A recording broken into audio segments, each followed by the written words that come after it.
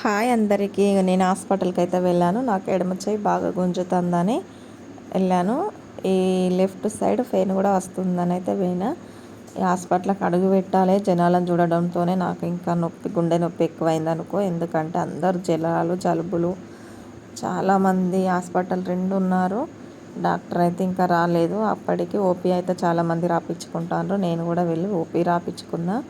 OP రాయించుకొని అయితే వీళ్ళ వెనకాల చీరలలో వచ్చి కూర్చున్న.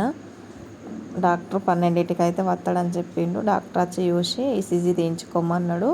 ఈసీజీ తీయించుకోవడానికి అయితే వెళ్ళలేదు, ఎందుకంటే వర్షం బాగా పడుతుందని ఇంటికి వచ్చేసిన. నాకు మంగళవారం ఫాస్టింగు. అప్పటికే టైము 2 అవుతుంది. ఒక పొద్దు అయితే ఇద్దామని నేను అన్నం అయితే తింటాను. శనగపప్పు కూర వండిన. టైము 2 అవుతుంది కాబట్టి బయట యుద్ధనైతే వర్షానికి అస్సలు తడవకండి. చిన్నపిల్లల్ని అయితే ఇంకా అస్సలు తడవనీయకండి. అన్నం తిన్నాక టైం 2:30 అవుతుంది. చూస్తాను. వర్షం అయినా బయట ఫుల్గానే కొడుతుంది. ఎందుకో 4-5 రోజుల నుండి బాగా ముసురు పడుతుంది కదా ఫ్రెండ్స్. అలాగే అయింది. 3టికన్నా వెళ్ళి జరాలని జలుబులని డాక్టర్ నా భోజనం అయితే అయింది ఫ్రెండ్స్. మీరు కూడా తిన్నారా? ఈ వర్షంలో మాత్రం అస్సలు తడవకండి.